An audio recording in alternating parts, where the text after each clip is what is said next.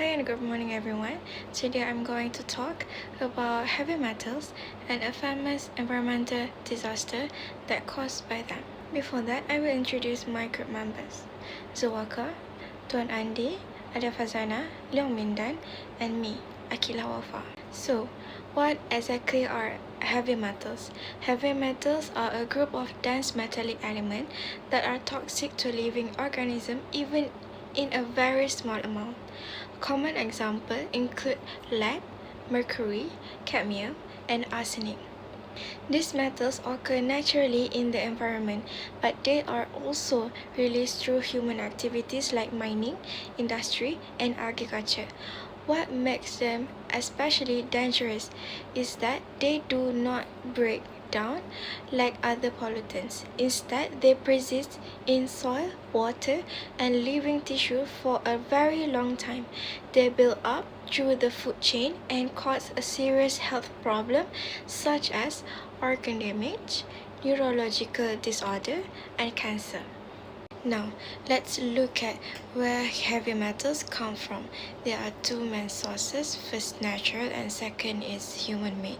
For natural sources, including weathering of rocks and soil, which is there are released metals like lead and cadmium into the environment.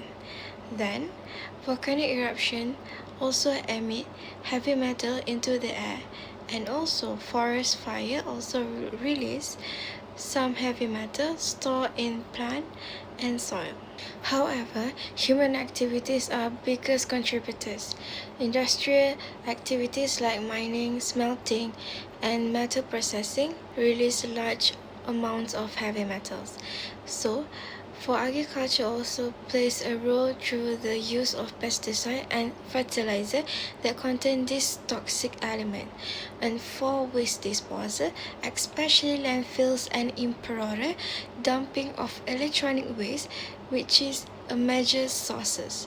And all of this activity increase the concentration of heavy metals in our environment, putting both ecosystem and human health at risk. Next, I will talk about the fate of the heavy metals in the environment. Unlike many organic pollutants, heavy metal do not break into smaller, harmless substances over time. Because of this, they can remain in environment for a long period of time. Their persistence make them a major environmental concern. So, the first process is transport. Heavy metal can move through different parts of the environment, including the air, the water, and also the soil. For example, metal released from the industrial activity may travel through atmosphere or be carried by a river and groundwater to other locations. The second process is deposition. Airborne metal particles do not remain in atmosphere forever.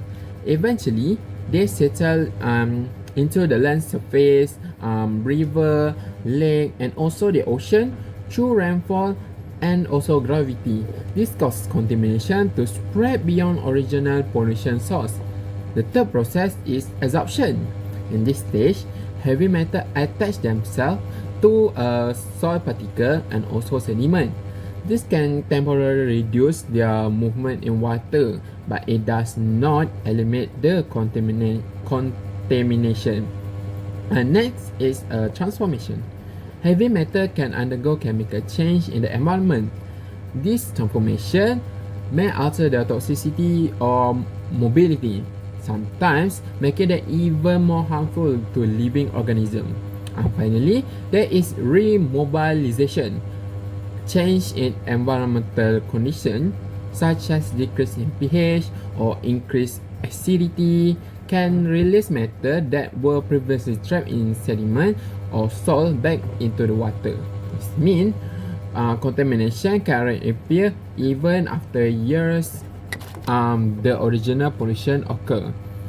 Because heavy metals are persistent and can move through ecosystem, they pose long-term risks to both wildlife and also humans.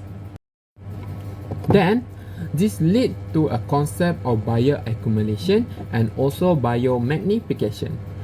Bioaccumulation refers to gradual build-up of heavy metal inside an organism over time. This happens because the organism absorbs metal faster than it can remove from its body. For example, fish living in a contaminated water may absorb mercury directly from the water from the food they consume. Over time, the amount of mercury stored in their tissues increase. On the other hand, bioaccumulation refers to the increase in concentration of heavy metal in each higher level of food chain. For example, the process begins with contaminated water being absorbed by plankton. A small fish eat many plankton, causing the concentration of the metal in their bodies to increase. Then, a larger fish consider many smaller fish, accumulating even more higher concentration. And finally, humans who eat this larger fish may be exposed to even higher level of contamination. As a result, predatory fish often contain the greatest concentration of mercury because they consume numerous contaminated organisms throughout their life. Health effect, absorption and exposure pathway. First is the ingestion of the contaminated food and water, inhalation of polluted water or dust, skin contact with the contaminated material, and this all the heavy metal can travel in the bloodstream and accumulate in the organ. The effect toward the body at the molecular level. First, it stimulates the production of reactive oxygenated species or ROS, lipid peroxidation of the cell membrane, protein damage and DNA damage. As you guys can see, the health effect with the table, we have the heavy metal, main mechanism and health effects. First is the lead, and the main mechanism is enzyme inhibition and oxidative stress. It can cause the anemia, neurotoxicity, developmental delays. The second heavy metal is mercury. The main mechanism is the protein binding and oxidative stress. It can cause the tremors, memory loss, nervous system damage. The third heavy metal is the cadmium. Main mechanism is the ROS generation, mitochondrial damage. It causes kidney disease and bone disorder. The last heavy metal is arsenic. The main mechanism is the DNA damage and oxidative stress. It can cause skin lesion, cardiovascular disease and cancer. Moving on to the common monitoring methods that used to detect the heavy metal pollution in the environment. First one is atomic absorption spectroscopy, or AAS. This technique measures the concentration of specific heavy metals such as cadmium, mercury, and copper by detecting the amount of light absorbed by metal atoms.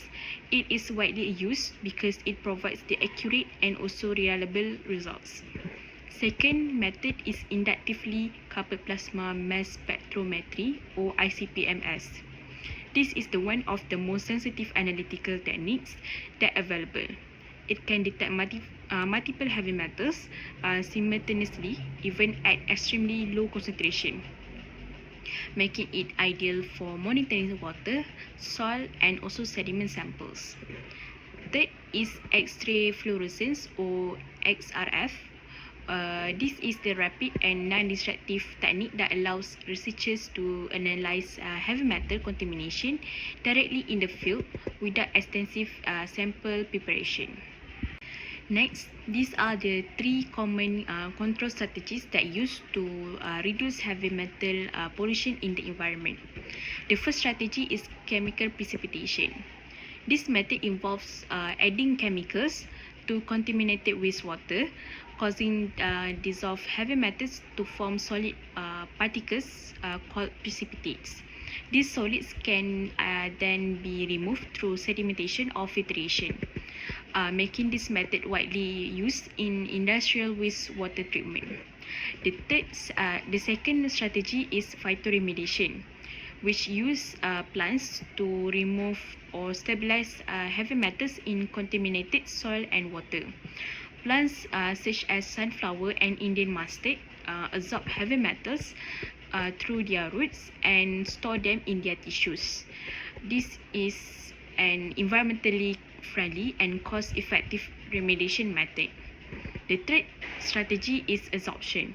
In this process, materials such as activated carbon, biochar, or zeolites attract and bind heavy metal ions onto their surfaces, effectively removing them from contaminated water.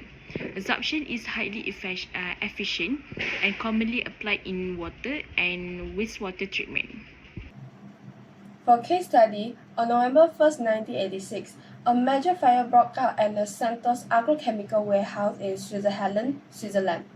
To extinguish the blaze, firefighters used millions of liters of water, which inadvertently washed approximately 30 tons of toxic chemicals, including lethal pesticides, agrochemicals, and mixed heavy metals like mercury, directly into the nearby Rhine River. The massive toxic bloom turned the river red and spread rapidly downstream through Germany, France, and the Netherlands.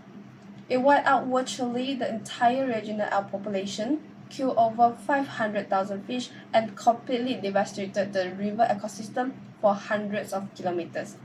It also forced downstream cities to immediately shut down their public drinking water intakes. The disaster triggered severe international backlash over poor cross-border communication and weak industrial safety regulation. However, it served as a major catalyst for environmental policy, leading to the creation of the Rhine Action Programme.